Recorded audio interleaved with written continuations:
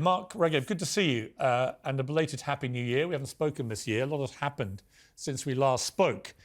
I have a simple question following Benjamin Netanyahu's rhetoric in the last few days, which is, what gives Israel the right to believe that it should exercise this kind of control over Palestinians' right to have their own state?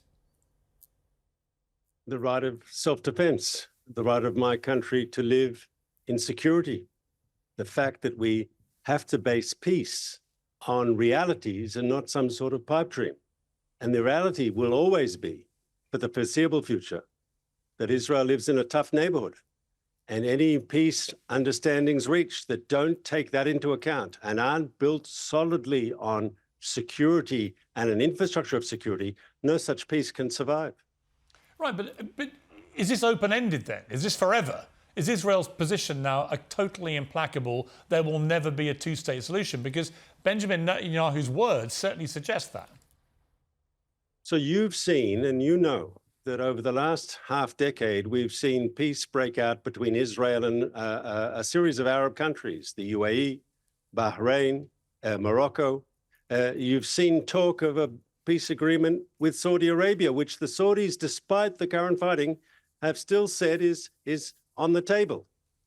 Now, we believe as Israel moves and is accepted more and more by the Arab world, and this is ultimately a very, very positive process, that will also affect Palestinian opinion, and the sort of extremism that Hamas represents will be destroyed in this war, will be discredited, and that'll give room for moderates. And we want to see the Palestinians join the circle of peace, but a peace that is based on reality, not on pipe dreams. How many Hamas terrorists do you think you've killed? So there are a couple of hundred that we killed on our side of the border on that first terrible day of October 7th, and in the following days immediately after that massacre, we had to take them out, those people who invaded our country and so forth. And since the operation in Gaza started, we think over 9,000 of Hamas's military fighters there, armed terrorists, we've taken out and killed.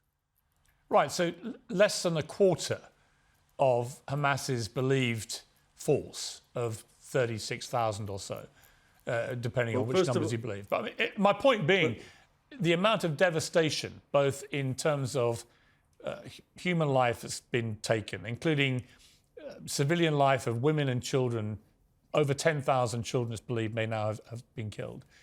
If you extrapolate this to the end of Hamas, which is what your mission statement is, to eradicate Hamas, these numbers are going to get to catastrophic levels and leave nothing left in Gaza, are they? I disagree. First of all, the numbers are Hamas numbers and have to be taken with a grain of salt. Hamas would have you believe that, the overwhelming majority of people killed. With respect, so are your numbers. You don't know you've killed 9,000 Hamas terrorists. Can I tell you, when we've made a mistake with numbers, we've corrected ourselves. Yeah, but you don't know you've killed 9,500, do you? You can't. No, that is the intelligence information that we have. We think that's an accurate number. It could be more, it could be less, but people are always asking us for our numbers. If we don't provide them, people say, "What are you hiding?" Well, how many? These are the best numbers I can offer. Okay, but just to push you on that, if you can be that precise about the number of Hamas terrorists, you must also know how many civilians you've killed. So how many civilians do you believe you've killed? No, but it's a little more complicated. If a Hamas fighter is wearing civilian clothes, is he civilian?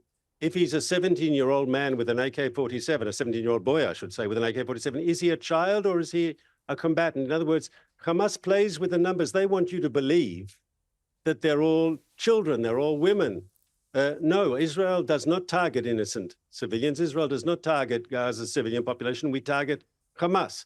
Now, have there been civilians caught up in the crossfire between the Israel Defense Forces and the Hamas terrorists? Of course they have. There hasn't been a war in history without, unfortunately, people being caught up in the crossfire without civilian casualties.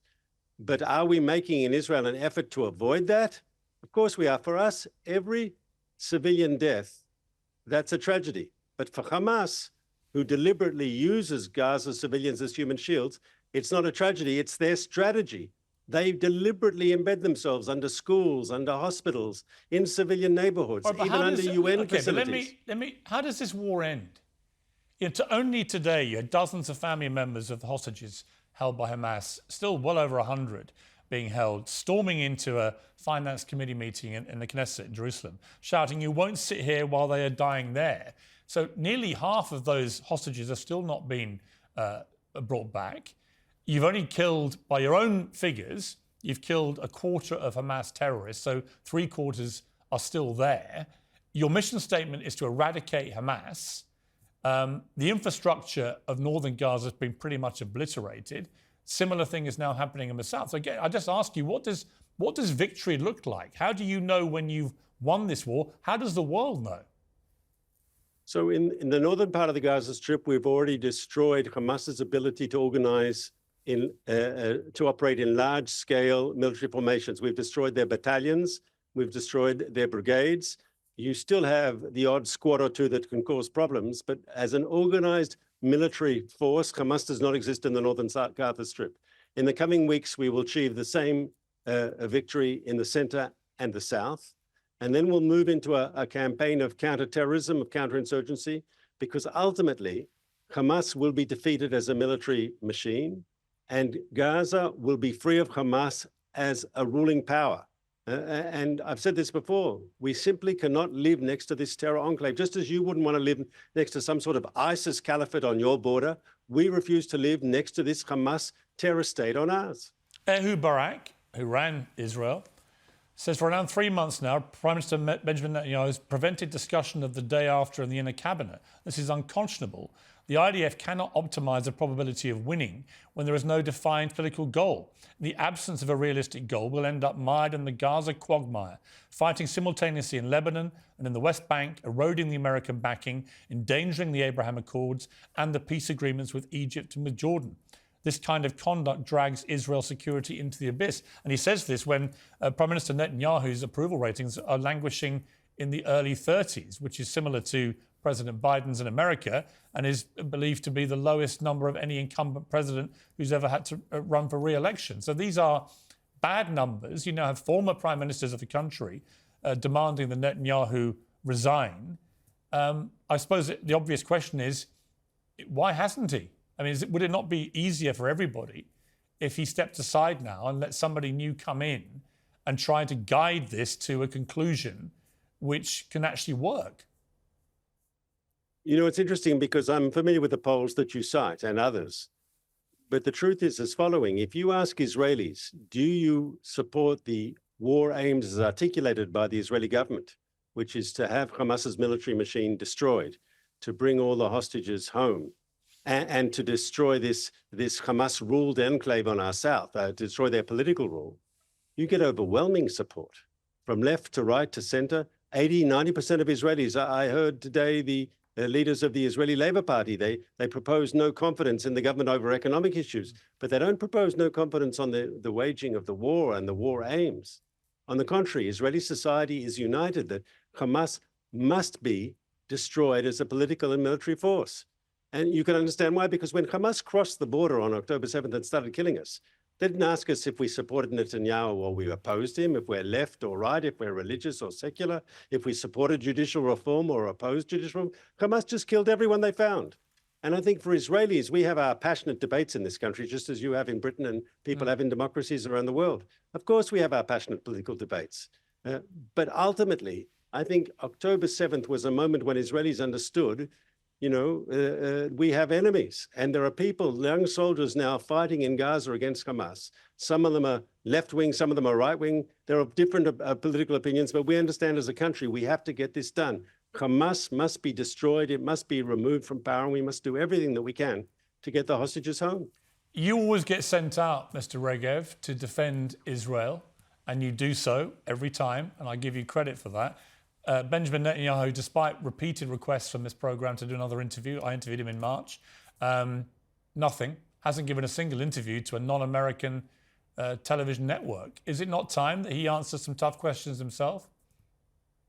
Well, he's answering tough questions every week to the Israeli media, which you know is just as tough as the British media or the American media.